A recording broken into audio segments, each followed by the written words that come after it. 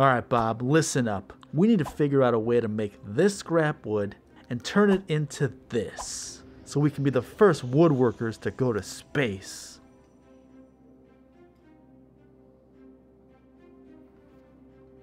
I can make you a nightstand.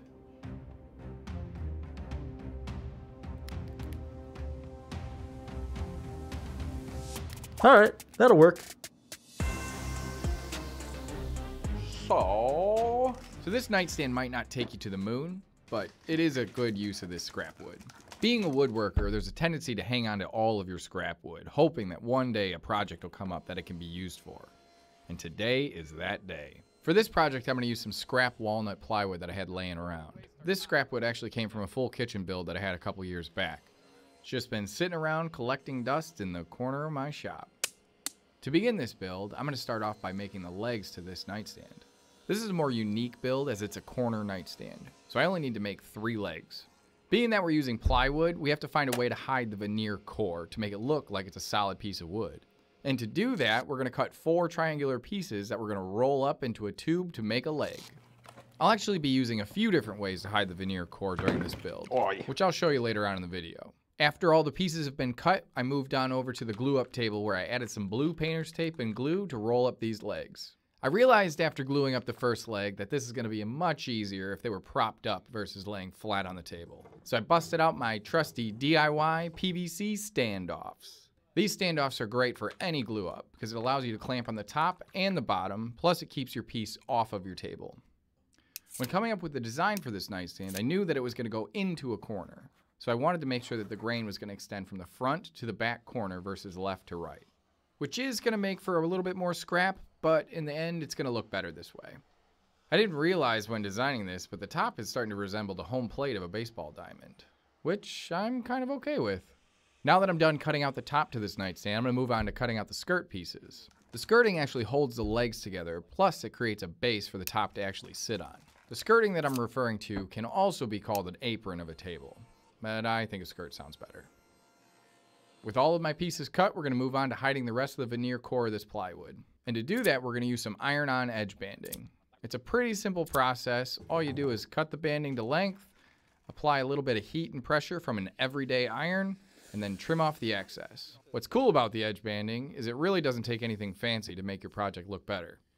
I'm pretty sure I spent $12 on this iron, and it's worked great for the last 4 or 5 years. I use an edge banding trimmer to remove the excess once the banding has been attached to the project. The trimmer is just an easy and efficient way to remove any of the excess material before you start sanding. If you don't have an edge banding trimmer, you can just sand the excess off. It can be kind of tricky, but it can be done. After the banding has been applied, it goes from looking like this to looking like this. Earlier in the video, I did mention that I was going to show you another way to hide the veneer core of this plywood, and this is it. There are many different ways to hide the veneer, but this is quick and it's easy and it still looks really good. And I repeat this process on any exposed edge of the plywood. After the edge banding's been complete, we're going to move on to do a quick sand on the whole project. Being that this is plywood, I have to be very careful not to sand through the veneer on the outside. If you're not careful, you can sand through the veneer outer layer, and you will see the inner layer, or the veneer core that you just spent all that time trying to hide, which completely defeats the purpose of trying to hide any of the veneer core. With the successful sanding and no exposed veneer, I'd say that's a home run in my book. Get it? Because the top looks like a home plate? Alright, they all can't be winners. Just give this video a like and let's move on. Now it's time to bust out the Krig jig. This is how we're going to attach the skirting to the legs and the tabletop. I enjoy using the Krig jig on certain projects where wood joinery isn't as important, but time is.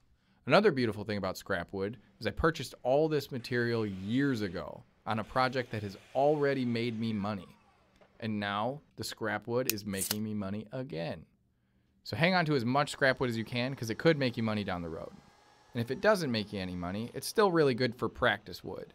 It's much better to ruin a piece of scrap wood than a bunch of fresh wood for a brand new project. And believe me when I say, I have learned that the hard way. With the front 2 legs attached, we're going to move on to cutting the last 2 pieces of skirting.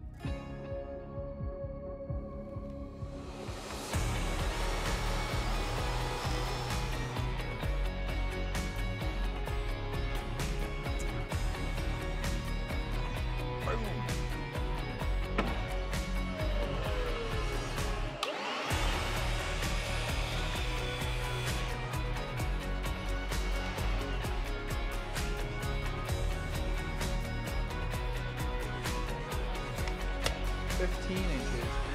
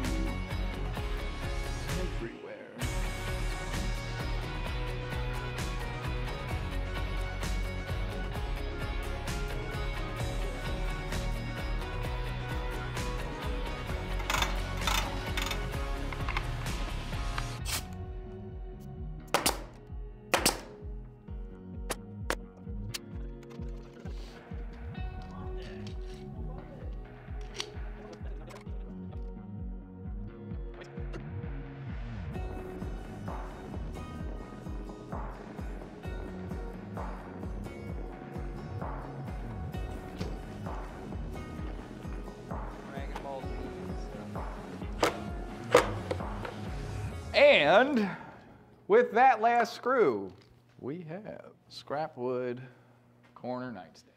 Along with the Krig jig, I did use a couple finish nails for a little bit of added strength. Since I did use a couple finish nails, I do have to hide them with a little bit of wood filler. It's not exactly ideal, but I've spent all that time making this project look good. I might as well take that extra step.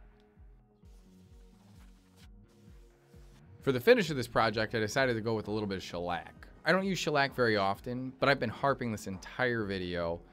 There's no better time to experiment and practice than on scrap wood. This is going to help in the future when your clients are coming to you for your guidance and expertise. So, hang on to your scrap wood. If you're not a fan of the corner nightstand, watch the video linked on screen here where I make a traditional nightstand with beginning woodworking tools. As always, thanks for watching. We'll see you next time.